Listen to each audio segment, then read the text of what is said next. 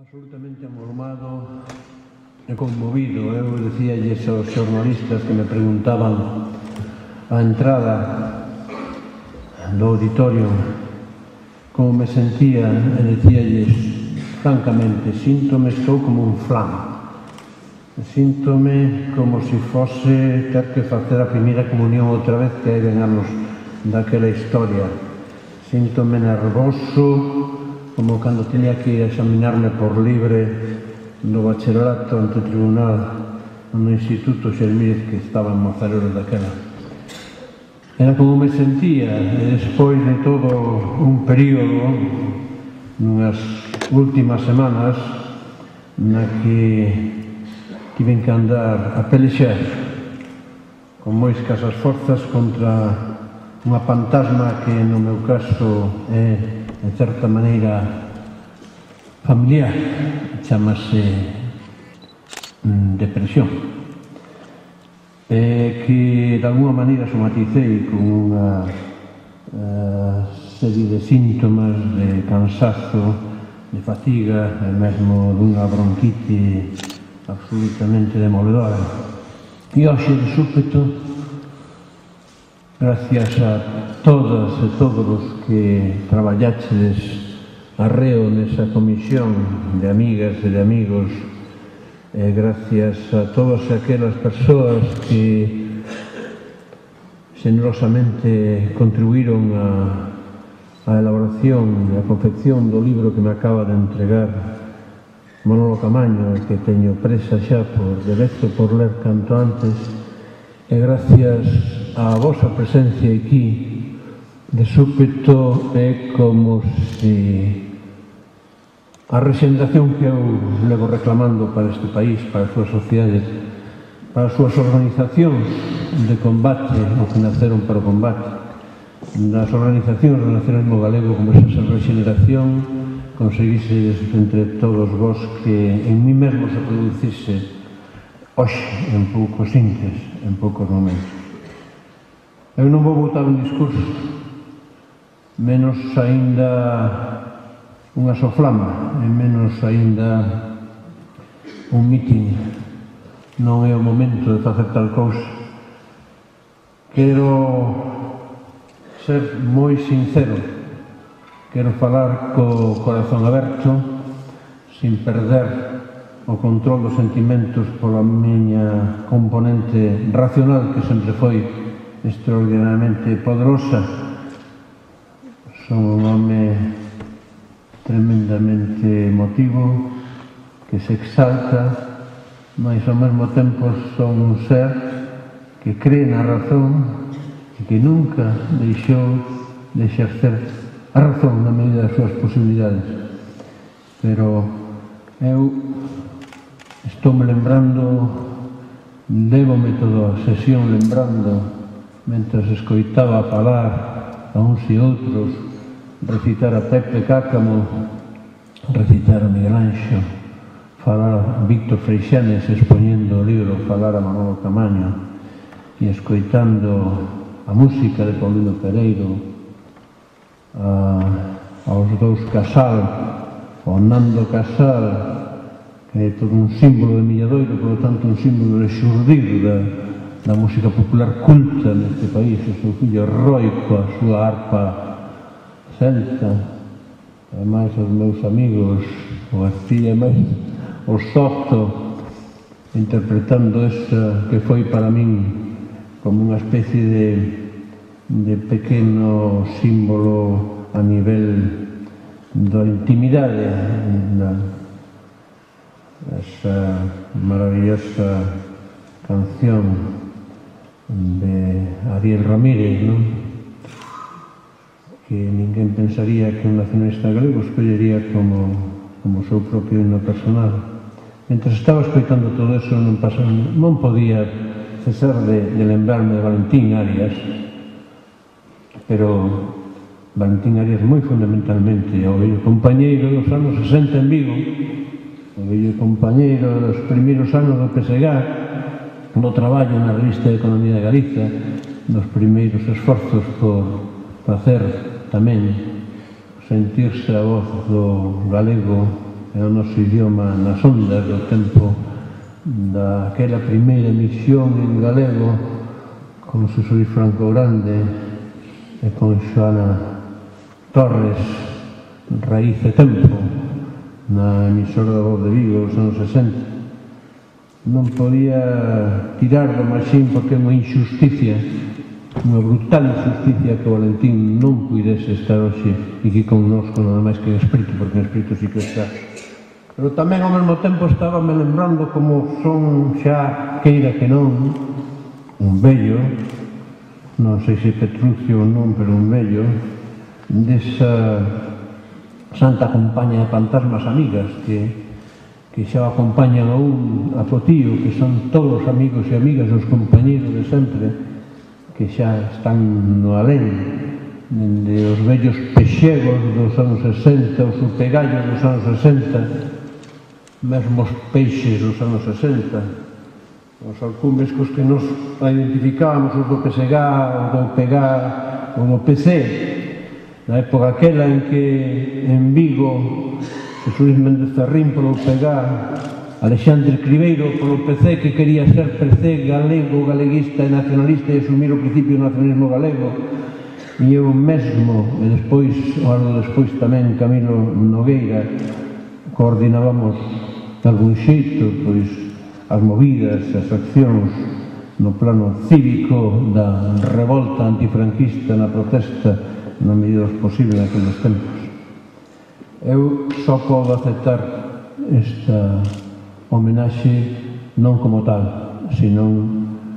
como unha xuntanza fraternal e como unha homenaxe a unha xeración. Cando Manolo Camaño e Valentín falaron ao principio de todo nesta intención, eu aceptei, pero dixenlles, eu únicamente acepto na medida en que eso poda ser que eu funcione como un espello de todos vós, un espello que recolle a imaxe de todos vós, pero son simplemente ese espello de toda a xeración que retomou o testigo directamente en conexión coas superviventes da xeración nós, do Partido Galeguista e mesmo das Irmandades da Fala, a través da conexión que os que empezaron a montar os dispositivos da loita cultural posible baixo o franquismo arredor da Editorial Galaxia nos anos 50. Esa xeración, en rigor, o que ten para min como definicións primordiais é que unha xeración de xentes que nos movíamos por valores e nunca por intereses, e que tiñamos a ética como fundamento da política e primordialmente a ética da fraternidade, a ética da irmandade, na irmandade no sentido da noción histórica das irmandades dos irmadiños, polo tanto da auténtica revolución baixo medieval das camadas de servos e da burguesía das cidades e da cidadía baixo frente ao poder despótico do Estado, da Castilla e da nobreza alburgueira e bárbara. Ese é o primeiro sentido que ten a noción de irmandade, pero logo a noción de fraternidade idéntica de irmandade non no sentido patriarcal, senón no sentido do bloque de esquerda da Revolución Francesa de 1789. A fraternidade como principio de democracia horizontal, como principio necesario para inserir no bloque de emancipación ao cuarto Estado, aos tan pilotos, aos que non tiñan nada, nin medios para vivir. Ese é o sentido con que entra nas Irmandades da Fala e o sentido con que está no nacionalismo galego dende os precursores do Partido Galeguista. E por eso eu sempre me lembro das cartas cruzadas entre meu pai e a Braira en América, a Braira e outros, o Arturo Cuadrado, as cartas cruzadas con Otero Pedrallo. Unha delas deixoume meu pai para que recibise póstumamente metida no libro de calificación escolar meu do bachillerato. Nunca me mostraron unha carta de Otero Pedraio, meu pai, no momento do conflito, na primeira do 36, do conflito entre a dereita galeguista, acaba de extindirse, e o partido galeguista. Nas cartas con Carballo Calero, nas cartas con Paco del Riego, nas cartas sempre eran irmáns. E falábanse como irmáns, non no sentido patriarcal, no sentido da familia, do dereito de familia, sino no momento no antitético do dereito de familia, da lei de familia, no sentido da lei civil, no sentido da fraternidade, na que nós seguimos a insistir, porque é a única base posible de regeneración ética dun movimento que ten que ser un movimento da nación no seu conxunto, un movimento da cidadanía no seu conxunto. Non hai movimento de emancipación nacional nun pobo expoliado, nun pobo asollado, nun pobo colonizado. Non hai movimento de emancipación nacional que poda prosperar se non é un momento de fraternidade onde está por diante os eixes vertebradores dun proxecto común de emancipación nacional e social. Non pode haber. Se falamos dos bons e generosos,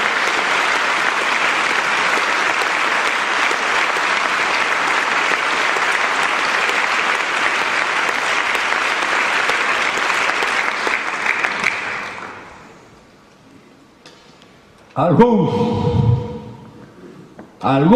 moitos e moitas, pensamos o que dicimos cando cantamos o himno galego. Algúns, moitos e moitos, seguimos a descodificar conscientemente o que significan as verbas de Pondal cando fala de bons e generosos e cando para a contra define aos imbéciles escuros e férreos e duros. E sabemos perfectamente que compre ser bons e generosos e iso significa fraternidade. Hai sitio para todos, dixo Castelao. Compre indispensable que este país reorganice a súa capacidade de ser quen mediante un amplo encontro fraternal de todos os cidadanos de boa fe, de todos os descolonizados, para descolonizados de nós. É a única maneira de facer unha frente común frente a un poder oligárquico e despótico que é a metamorfose actual do fascismo. Estamos a padecer a metamorfose actual do Atila en Galiza, e levamos camiño dunha Galiza mártir, ainda que sexa incruenta. Hai moitas maneiras de ser mártir e moitas maneiras de esborrallar un país, e están a facelo, dándolle a volta polo forro, ao sentido que teñen as precarias institucións do autogoberno, os que están empoleirados en San Caetano, convertidos en brigada de demolición, de limpieza étnica, de ecocidio e de socialicidio, dos que chegan a unha institución chamada Valedor do Pobo e transformase en mutantes que convirten ao Valedor do Pobo nun agresor do pobo, da súa cultura, do seu idioma. Estamos na subversión total das institucións creadas na democracia.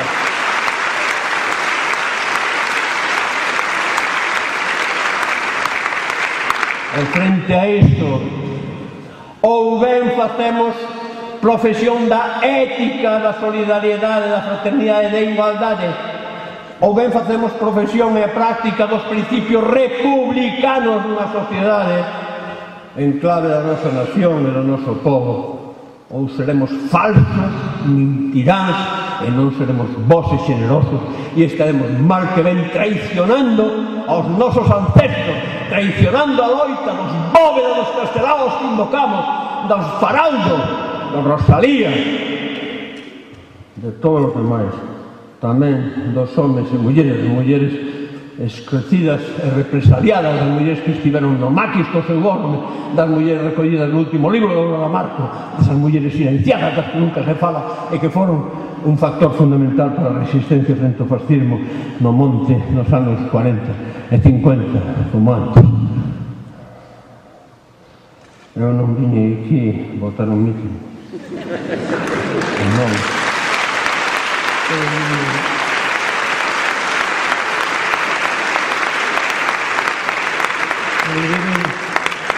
Darvos as grazas en nome dunha xeración nun senso moi amplo, non só estrictamente dos nados entre 1930 e 40, máis ou menos, a xeración na que estamos inseridos, os que tentamos abordar a práctica política emancipadora nun Consello da Mocidade que se ofendeu inmediatamente, pero que logo se urdiron o PSG e o PEGA. Non só a xeración estritamente nada nese período, é unha xeración máis ampla, unha xeración que abrangue dende os 20 bastantes até mediados dos 40. É a xeración que, en definitiva, consigue acadar masa crítica nesa data que en toda Europa ten unha cor vermella revolucionaria, que é o 68, o 68 do maio francés, tamén en América o 68 dos movimentos de protesta contra a guerra do Vietnam, realizados cada vez máis, como agora, os movimentos de protesta contra a tiranía dos banqueiros e dos chamados mercados financeiros. E non esquezamos que antes do maio francés do 68, en fevereiro e marzo, estralou a revolución do 68 na Universidade de Santiago de Compostela. Eu estaba ali e vivimos, non temos que recordar, e Gurri sabe perfectamente que anda por aí o Gurri Arán, que estudiou sobre o asunto. Esa xeración que fixo máis a crítica aí e que pudo lanzar, efectivamente, todo un proxecto común xa daquela de organización das forzas cívicas frente ao fascismo para irmos cara unha creba democrática, eso que foi roubado dende arriba por un contubernio de organizacións internacionais presididas polo Pentágono e os Parlamentos de Estados Unidos entre 1975 e 1976. A nosa xeración, insisto, movíase por valores, non por intereses. Tiña ética como fundamento da política. O respeito e a veneración aos nosos ancestros e devanceiros, e dos precursores da xeración nosa e o PSG, o Partido Galeguista, perdón. Practicábamos aquilo que na arte está tan absolutamente demostrado, que non hai vanguardas en tradición. As vanguardas xurden na arte cando hai detrás unha tradición, é unha relación dialéctica entre a vanguarda e a tradición. E a vanguarda que foron as nosas xeracións na loita cultural, con novas formas de facer loita cultural, como ben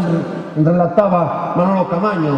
na loita social coa organización e a creación de organizacións propias de movimentos sindicais, co SOC como xérmolo do que logo foi NTG,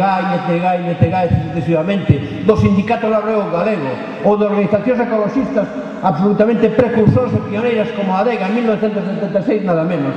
Esa xeración, fundamentalmente, foi vanguarda, pero foi vanguarda porque soubo perfectamente coñecer, estudiar e recoñecerse nunha tradición existente dende Faraldo, máis dende os propios ilustrados dedica ao propio momento da tila en Galicia no 36. E porque sempre pelexamos por unha nación de iguais, unha nación de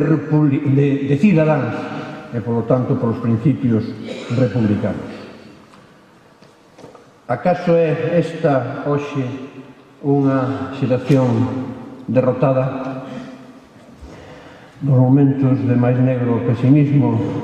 nos últimos tempos, eu, con frecuencia, teño dito, teño confesado aos meus íntimos, a xente nova coa que traballo no encontro, pero non só a xente nova, os compañeros e compañeras, aos meus propios fillos, que eu coido que son membros dunha xeración derrotada, porque era a xeración chamada a dirixir, a liderar, a protagonizar o post-franquismo, e fomos unha xeración suplantada por outra xente que non tiña detrás esa trayectoria de combate. Non é un caso, non foi un fenómeno exclusivamente aplicable ou que se dese só na Galiza, deuse no conxunto do Estado español, deuse noutras transicións. Hoxe estamos a ver, incluso en transicións como as transicións en Alemania no proceso de reunificación, cando un descubre que a Merkel era en realidade a presidenta das mocedades do partido de Honegger, era en realidade, tamén confidente da policía política, ben che rendiou a chaqueta, parecía fraga. Non hai fraga só en Galicia. Pero é realmente unha situación derrotada? Pois non. Pois non. Non somos unha xeración derrotada. Non somos unha xeración derrotada, só que nos tocou vivirmos agora con todas e todos vós o final dun ciclo histórico. Estamos a presenciar, a vivir o final dun ciclo histórico a nivel mundial do sistema, un final dun ciclo sistémico, un ciclo de hexemonía,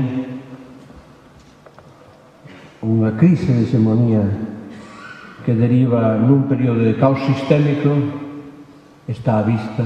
é evidente. Un ciclo en Europa,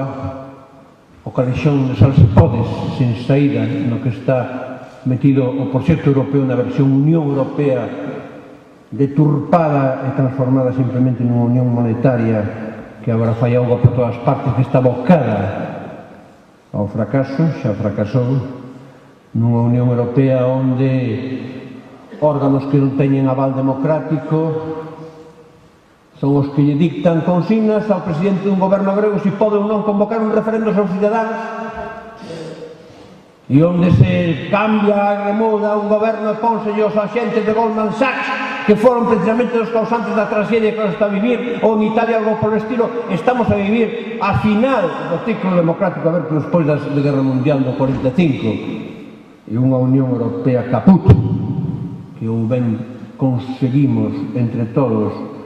reconstruir paso a paso dende as bases da Europa dos cidadáns, da Europa dos povos e da Europa social, ou evidentemente non fará máis que derivar nun neototalitarismo de facto máis ou menos camuflado. E estamos a nivel estatal no estertor final do regime nacido da transición, nacido dunha fraude política e que naturalmente está acabando de modo análogo a como estaba acabando a primeira restauración borbónica aló polos anos 20, de modo análogo está acabando, análogo, non igual, que a historia non se repite, esta segunda restauración borbónica no segundo decenio do 2000, un regime que apodrece, está a apodrecer ao 20 imperio, como cadáver de Polinís na tragedia de Antígona que traduciron o Franco Grande máis que revivirán cubres de terra. É un ciclo histórico, polo tanto, tamén en Galicia. O remate do ciclo da autonomía, cando a autonomía se convirte en todo o contrario. Cando ao sumo se convirten as institucións autonómicas nunhas institucións dunha diputación superprovincial. Agora non deixe de ser un sarcasmo que cando o nacionalismo galego levaba toda a historia do século XX reclamando a supresión das diputacións, ahora sexan os inimigos desos que din que hai que suprimir as diputacións e non precisamente por os mesmos obxectos. Nese ciclo histórico o que estamos a vivir o remate dunha época, pero estamos a percibir como comeza a enxendrarse as bases dunha época nova. A subversión das institucións políticas, a metamorfose ou metástase, neste caso, do fascismo, a especie de cuarto Reich sin Wehrmacht que se está impoñendo, o poder fora das institucións políticas exento de control democrático, os monecos de ventrilo con que son convertidos os representantes electos dos cidadáns que deixan de representar os cidadáns dende antes xa de que os voten e están simplemente ao servicio dos poderes que lle mancan as pautas antidemocráticas, a situación de gobernar contra os cidadáns, a impunidade dos crimes do poder e, en fin, o que digo, unha soberanía de cartón, un Estado en proceso de liquidación a precios de saldo.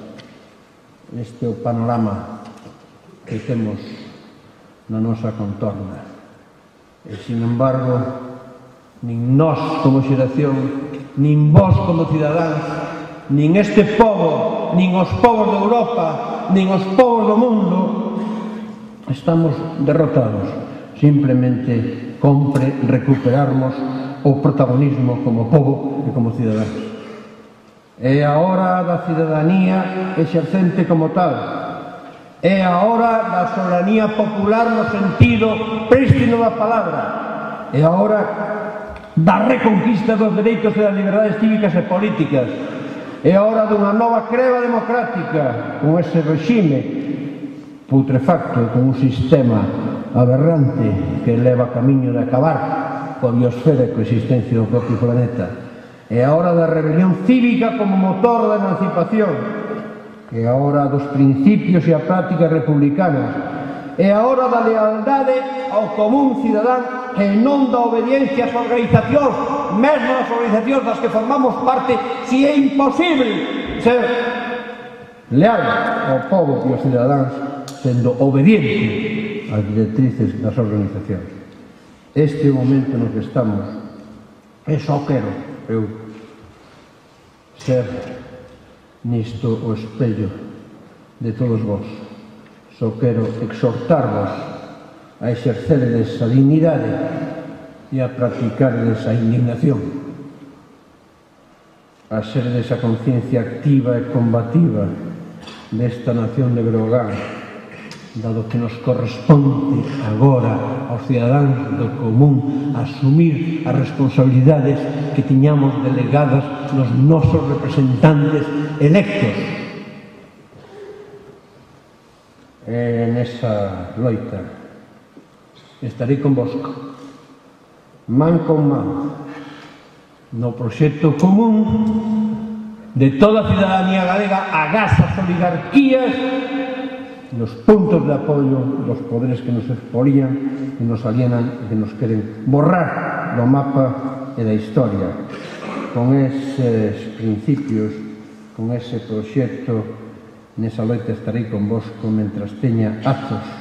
mentras siga a alentar, porque unha vez escribira neses caderniños de notas que na adolescencia e na primeira mocedade levaba conmigo e logo deixei